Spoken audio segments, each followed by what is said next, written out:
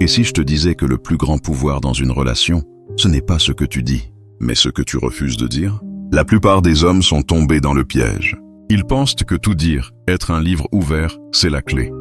Mais si on transpose la pensée de Nicolas Machiavel, le maître de la stratégie, à notre époque, on comprend que certaines paroles sont du poison pur. Des phrases qui ont l'air innocentes, même gentilles, mais qui en coulisses détruisent ton respect et ton autorité. Elles te font passer, sans même que tu le sentes, de partenaire à subordonné. Ce que je vais te révéler aujourd'hui, ce n'est pas un manuel de manipulation. C'est une plongée dans la psychologie du pouvoir. Machiavel n'a jamais écrit de guide de séduction, soyons clairs. Mais ses leçons sur la nature humaine, sur comment le pouvoir se gagne, se perd et se garde, sont éternelles. On va analyser 5 de ces phrases fatales. Pour chacune, je vais te montrer pourquoi elle t'affaiblit, avec une lecture à la Machiavel. Et surtout, je te donnerai l'alternative stratégique. Le mot juste qui renverse la dynamique et te redonne le contrôle. Reste bien jusqu'au bout, parce que la 5e phrase, c'est la plus commune et la plus dévastatrice. Prêt à entrer dans l'arène? Phrase numéro 1. Le je t'aime prématuré. La première et la plus controversée, le je t'aime balancé trop tôt ou répété jusqu'à ce qu'il ne vaille plus rien. On nous a programmé à croire qu'exprimer ses sentiments sans filtre est une preuve de courage. D'un point de vue stratégique, c'est une erreur de débutant. Une lecture machiavélienne des relations te dirait ceci. Le désir ne vient pas de la certitude. Il naît de la conquête, du mystère. En politique, un prince qui révèle toutes ses cartes d'entrée de jeu perd tout son pouvoir de négociation. Il devient prévisible, donc contrôlable. C'est pareil ici. Quand tu dis « je t'aime » trop vite, tu poses tes cartes sur la table. Tu siffles la fin de la chasse. Tu lui donnes la certitude de ton attachement sans qu'elle ait eu à investir. Le mystère s'évapore, et avec lui, une part énorme du désir. Tu n'es plus un territoire à explorer, mais une province déjà conquise. L'alternative, ce n'est pas de ne jamais le dire. C'est de comprendre que ces mots sont une couronne, pas une pétition. L'alternative, mon ami, c'est l'action. Prouve ton attachement par tes actes. Sois cohérent. Sois un roc dans les moments qui comptent. Montre par ton comportement que tu es un homme de valeur, un allié fiable.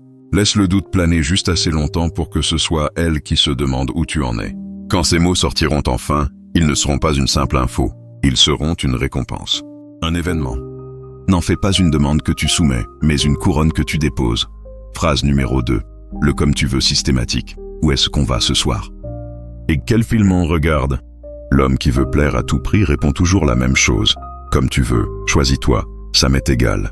Il croit montrer qu'il est cool et flexible. En réalité, il signe son arrêt de mort social. Dans la vision de Machiavel, un leader qui ne décide de rien, qui délègue toujours son autorité, est un leader faible. Il n'est pas perçu comme arrangeant, mais comme un homme sans vision, sans colonne vertébrale. Une femme dans cet endroit primal qu'elle ne contrôle pas, ne cherche pas un homme qui la suit. Elle cherche un homme qu'elle a envie de suivre. Ta capacité à décider, à proposer, à avoir un avis, c'est le miroir de ta capacité à diriger ta propre vie. En disant « comme tu veux », tu lui refiles la charge mentale de la décision et surtout, tu lui envoies un message clair « je n'ai pas de plan ».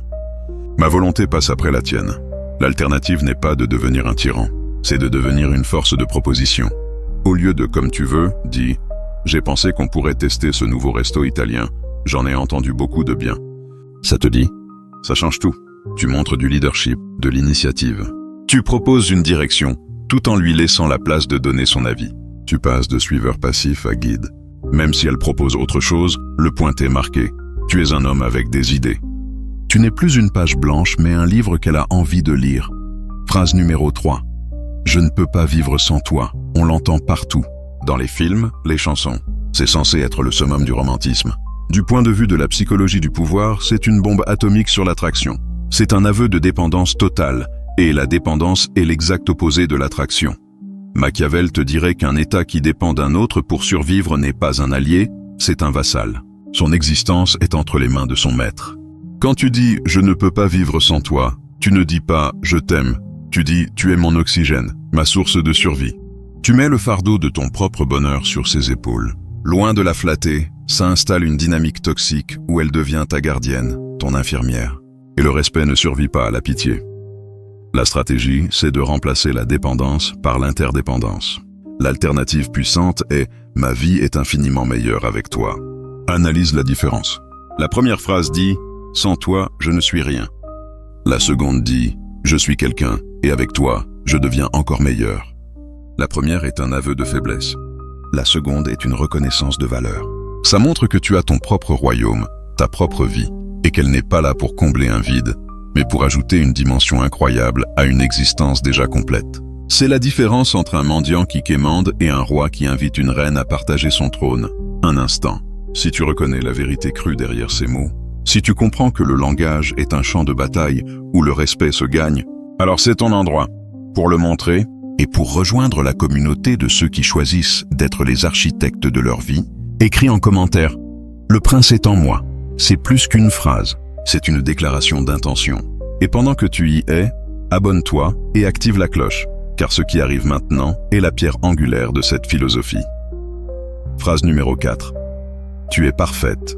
Ça a l'air d'être le compliment ultime, non? Facile, direct. Pourtant, c'est une flatterie paresseuse qui te dessert plus qu'autre chose.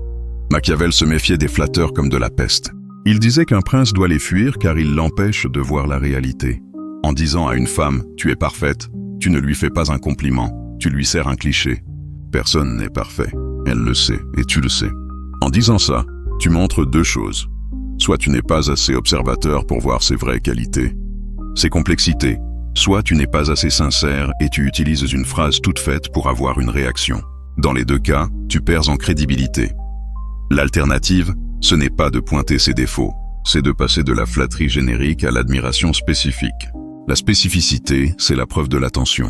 Et l'attention, c'est la preuve de l'intérêt véritable. Au lieu de « tu es parfaite », dis « j'admire la façon dont tu restes calme et tu trouves des solutions quand tout le monde panique ». Ou « la passion que tu mets pour défendre tes idées est incroyablement attirante ». Ces compliments-là ont de l'impact, car ils sont uniques à elle. Ils montrent que tu la vois, elle, la femme réelle. La flatterie, c'est pour les amateurs qui veulent plaire. L'admiration spécifique, c'est l'arme des maîtres pour honorer. Et c'est l'honneur, bien plus que la flatterie, qui construit le respect. Phrase numéro 5. Le pardonne-moi excessif. La dernière, la plus insidieuse. Ce n'est pas une seule phrase, c'est une habitude. Celle de s'excuser pour tout et rien. Pardon d'être en retard, pardon si je te dérange, pardon question bête. À force, le mot pardon devient une ponctuation de la faiblesse. Un prince qui s'excuse pour chaque décision projette une image d'incertitude. Il donne l'impression qu'il ne mérite pas sa place. C'est la même chose pour l'homme qui s'excuse sans arrêt d'exister. Chaque pardon non mérité est un petit coup de ciseau qui effrite la statue de ton propre respect.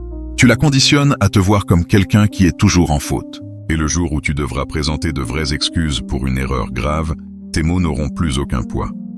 L'alternative stratégique, agis avec intention. Assume tes actions. Tu es en retard. Au lieu de bafouiller « pardon », dis avec confiance « merci de m'avoir attendu ». On y va. Tu as fait une erreur. Corrige-la sans t'auto-flageller. Bien vu, tu as raison sur ce point. Garde tes excuses pour les moments où elles comptent vraiment. Une excuse rare, sincère et suivie d'une action pour corriger le tir est une preuve de force. Un pardon à tout bout de champ est une preuve d'insécurité. Arrête de t'excuser d'être là. Tu as été invité dans cette relation. Agis comme si tu méritais ta place. Ces 5 phrases ne sont que les symptômes d'une mentalité bien plus profonde, celle de la soumission. La mentalité de celui qui croit que pour être aimé, il doit plaire, s'effacer et abandonner son pouvoir. Une approche inspirée de Machiavel nous enseigne l'inverse. Le respect, et donc l'attraction qui dure, ne naît pas de la soumission, mais de la maîtrise de soi, de la capacité à être un roc, pas une feuille emportée par le vent. Il ne s'agit pas d'être froid ou manipulateur. Il s'agit de comprendre que ta valeur ne se mesure pas à ta capacité à te plier, mais à ta capacité à te tenir droit, avec tes propres idées, tes propres ambitions, ton propre royaume intérieur. Dans le grand théâtre des relations humaines, ne sois pas l'acteur qui récite un texte par peur de déplaire. Sois le metteur en scène. C'était le stratège. À la prochaine leçon.